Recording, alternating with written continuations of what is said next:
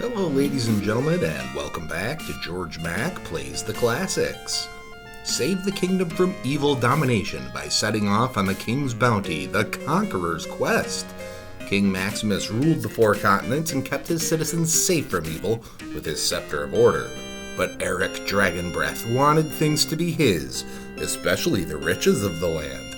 Together with other vagabonds, they hatched a plan to defeat the king and steal the scepter. Expecting retribution, Dragonbreath and his crew prepared their armies, but the king never came.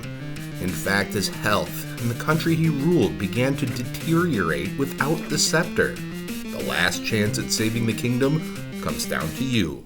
But seeing your imminent arrival, Dragonbreath buried the scepter, drew a map of its location and handed 16 pieces to his generals, 8 with powerful artifacts, and kept the centerpiece for himself. It is up to you to find the scepter, and do it quickly, else the world will come to an end. You begin by choosing your main character from Sir Crimson the Knight, Lord Palmer the Paladin, the Sorceress Tinestra, and Mad Moham the Barbarian. These characters all vary in their leadership skill, initial spell capacity, spell power, and initial weekly commission. Your leadership ability dictates how many troops you can take into battle.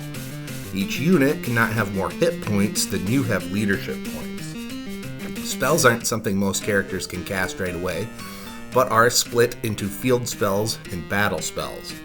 Unless you're the sorceress, you need to buy spell access. I didn't find a lot of use for spells in my playtime, but I can see how using some of them may help keep the amount of time spent down. Before starting, you set the time limit before the game is over. The less time, the more bonus multiplier you receive to your points. When making it onto the map, you are directly by the castle where you can buy some soldiers with your money. You start with access to militia, archers, and pikemen. I filled my ranks before setting off. There are towns dotted across the landscape where you can get a contract on the evil generals, get information on the nearby castle where a general may be hiding, or buy a spell. If you take a castle while holding a contract for the general, you gain a piece of the map and a big gold reward. Once you're done in town, you can walk around the countryside and find treasure chests. These are filled with gold that you can keep or distribute to increase your leadership, things that increase your maximum spells or spell power, and minerals that increase your weekly wage. There are also maps of the continent you're on, and artifacts that bestow upon you some extra powers. Most movement around the world is done on a boat that costs you 500 gold a week. Every 5 days, the week ends, and you have to pay your bills. The king pays you based on your commission and the minerals you've collected. Then you have to pay your army and your boat fee. You'll either add to your cash flow or subtract from it. The seas are safe, but there are enemies walking around that will thrust you into battle.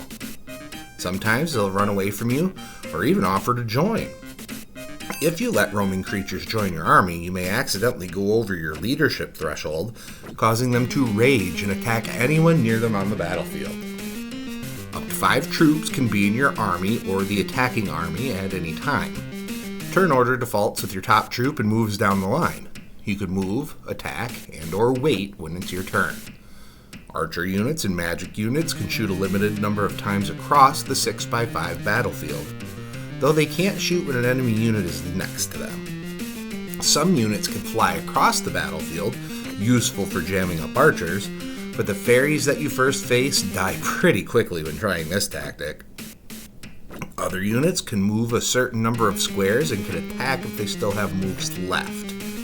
When engaging with an enemy, if no one else has attacked them, they get a free counterattack, but every other attack that turn is free against them. This is where you may try to attack first with your high defense units, and then try to clean up with your squishier high attack troops. These fights can turn into a real slugfest when the number of troops in a unit gets low, with neither side being able to take the other out. Once I got the hang of the battles, my enjoyment skyrocketed.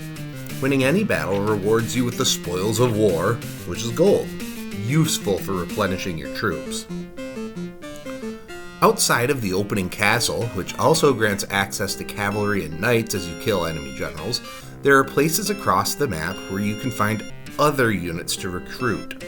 There are wagons, hills, tombs, and trees that house all sorts of unit types.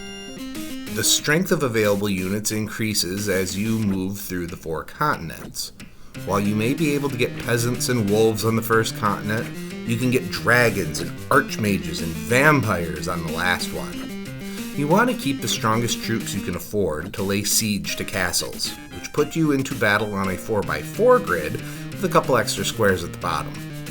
You can check the map pieces you have and try to find the scepter at any time, which is the goal of this journey. As I collected more pieces, I realized that the spot on the map had to be on the first continent. I rode around looking for the geography that was revealed and found the scepter without killing all of the evil generals. The faster you do it, the more points you earn, so go for it if you think you found it. When it comes to grading King's Bounty, the Conqueror's Quest on Sega Genesis, graphics get a 3.0. I think the graphics are charming even if they aren't state-of-the-art. Sound gets a 2.5. The overworld and battle themes loop over and over again, but at least they aren't bad. Gameplay gets a 3.5. There's a lot of strategy that you can use to succeed in battle and uncover the scepter. Difficulty gets a 3.0. You can get some bad breaks early on that can mess up a playthrough, but learning the rules gives you a big advantage. Fun factor gets a 4.0. I had a blast playing this. I wish I would have done so when I was younger. Overall, King's Bounty, the Conqueror's Quest, earns a 3.2 and gets a B+. I really like this game and totally recommend it to anyone who likes strategy RPG hybrids that aren't too dense. Well, that's going to do it for me for today. Please make sure to like this video, let me know what you think of King's Bounty, the Conqueror's Quest in the comments, and please subscribe to Head Drop Productions here on YouTube because we want you here for each and every video we release, because it is your destiny.